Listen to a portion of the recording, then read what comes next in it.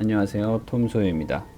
오늘은 책 대 책 비교 컨텐츠 한번 가보도록 하겠습니다.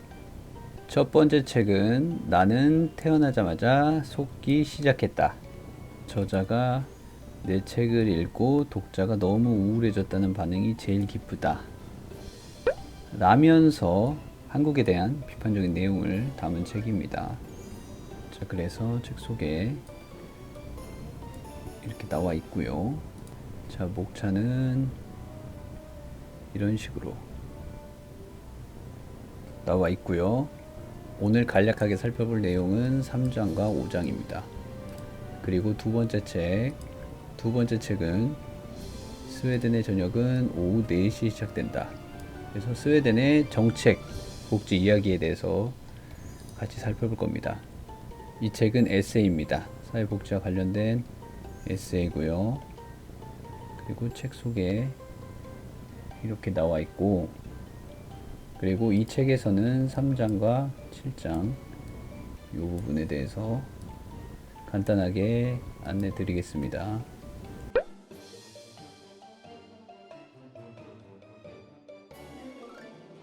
먼저 5장부터 살펴보겠습니다.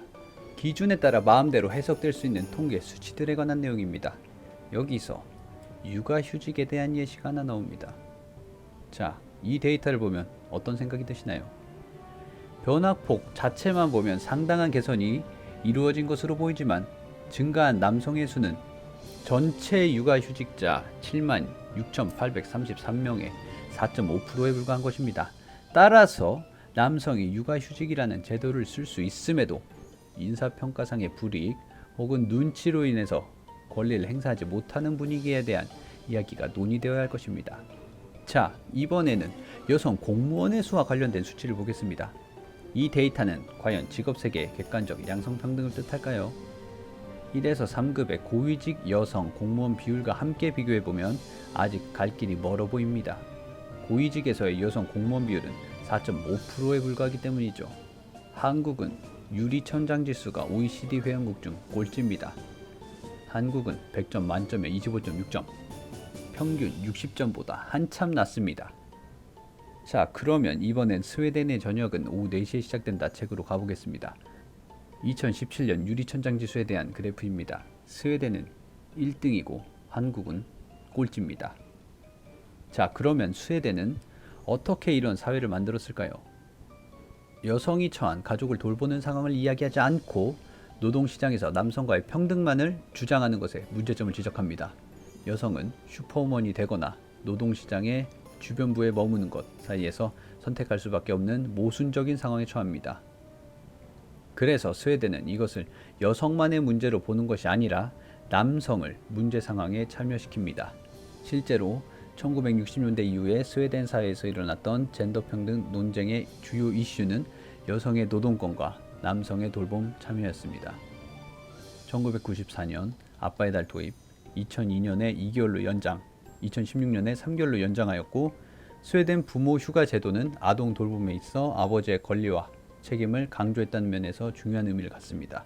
자, 그러면 다시 나는 태어나자마자 속기 시작했다 책으로 넘어가 보겠습니다. 아기 돼지 삼형제 이야기가 나옵니다. 여기서 엄마 말을 잘 듣고 열심히 벽돌집을 지은 막내는 튼튼한 벽돌집에서 늑대를 막아내고 행복이 찾아온다는 내용입니다. 그런데 과연 벽돌집이 어떤 사회에서나 좋은 집일까요? 유목민들에게는 가벼운 집이 좋습니다. 볏집으로 지은 집은 그냥 집을 이루는 재료가 볏집이라는 것인데, 우리는 그것을 허술한 또는 결핍된 상태의 집이라고 판단 내립니다. 막내돼지도 마찬가지입니다. 땀을 뻘뻘 흘리는 막내돼지는 성실하고 옳고 정의로운 일을 하는 돼지라고 생각하게 되죠. 특히나 한국은 단기간에 경제성장을 했으니 이 분위기에 무척이나 익숙합니다. 말 잘 듣고 땀을 흘리는 막내돼지는 국가적으로 장려하는 이상 모델이었기 때문이죠.